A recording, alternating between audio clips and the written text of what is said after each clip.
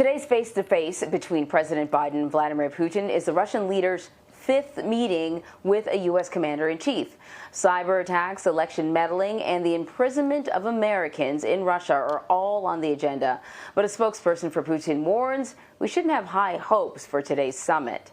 So for more on this meeting between Putin and Biden, I want to bring in senior foreign correspondent Elizabeth Palmer. She has covered Putin extensively. So Elizabeth, thanks a lot for joining us. A spokesperson for President Putin said that the talks today will not be easy. Putin himself said that he doesn't expect any breakthroughs. So what are the Russians actually looking for here then? President Putin has already got what he wanted, which was the summit. It is an enormous boost for his own reputation at home to be seen to be standing next to and shaking hands with the U.S. president. And furthermore, it sends the message that Russia is a country still to be reckoned with. He's acutely aware, having grown up as a spy in the Soviet Union, that Russia's fortunes and its reputation have diminished over the last couple of decades. And he's really preoccupied with making Russia regain its dignity and respect and so on. And so this summit goes a long way to doing that.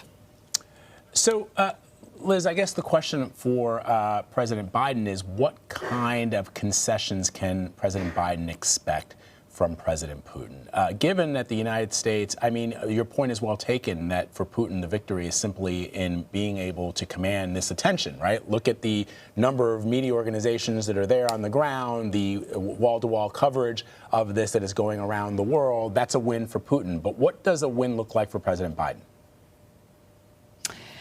I think both sides want something concrete, and that is restored diplomatic communication. Since April, when President Biden indicated that he thought Putin was a killer, both the U.S. ambassador to Moscow and the Moscow ambassador to Washington have been withdrawn. So quite literally, they've been working from home, which is not the way ambassadors get their jobs done.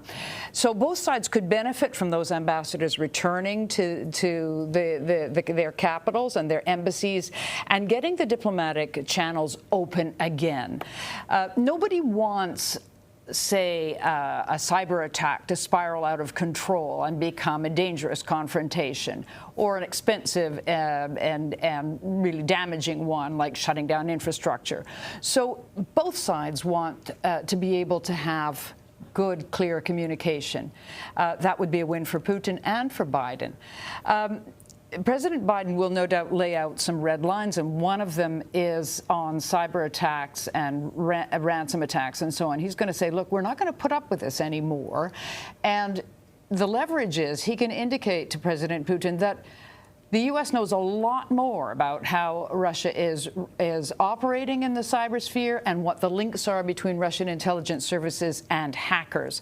So Biden will gently warn by showing what he knows, and Putin will probably take that aboard, and we'll see over the next few months if these big, damaging cyber attacks taper off. Now, the last thing that would be a win on both sides is, I don't know if you remember, but back during President Obama's term in 2016, when Russian meddling in the election became a hot political issue, President Obama kicked the Russians out of a couple of their diplomatic properties in the United States. They were very beautiful recreational properties, one in Maryland and one in New York. The Russians dearly want them back. And so in a tit-for-tat blow, the Russians kicked the Americans out of their country house, their dacha, just outside of Moscow, which the American community enjoyed very much. And they were also kicked out of a warehouse. So perhaps we'll see the sides swap or open those properties back up as a gesture of goodwill. Another topic that may come up is Ukraine. We know that the leader of Ukraine was actually hoping to meet with President Biden before he met with President Putin. That obviously isn't happening. Ukraine would like to join NATO. What do we expect we will hear from Putin on this issue?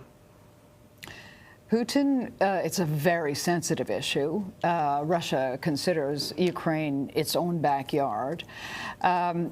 And President Putin will shoot down any suggestions or perhaps even threaten to react strongly if the United States gets behind a move to accelerate Ukraine's joining NATO. It's something that's been ticking along since 2008. And for example, Ukraine already conducts training exercises with NATO, gets some military training money and things like that. So the flirtation is alive.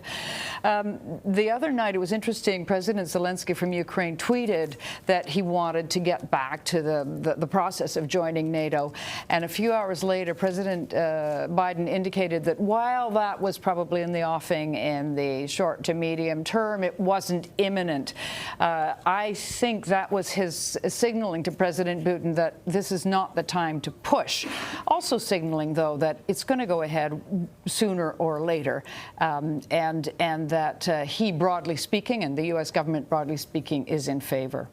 Yeah, Liz, it's interesting about Ukraine joining NATO. I mean, there was pushback from other Russian leaders when other former Soviet republics, Estonia, Latvia, Lithuania, joined NATO. You even had other countries that were part of the Warsaw Pact, Bulgaria, Poland, obviously, joining. And ultimately, they did join NATO. I get that for President Putin, this represents probably the closest, territorially speaking, to Russia.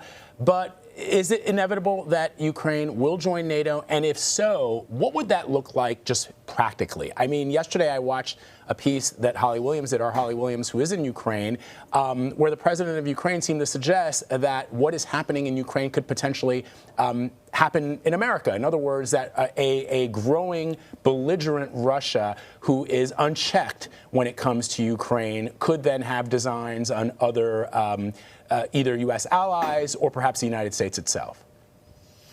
Look, it's when it happens, it's going to be fraught and maybe ugly because, culturally speaking, you have to understand that Ukraine is seen as the soul of Russia. At one time, Ukraine was part of Russia, and that the seed of the Russian people is in Ukraine.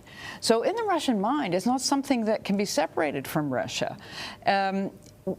When President Putin issues these veiled threats, I think the shudder goes down the spines of the leaders of the Baltics, because if it gets ugly, that's where it will get ugly. So we could see Russian troops pushing into Latvia, perhaps, or Estonia.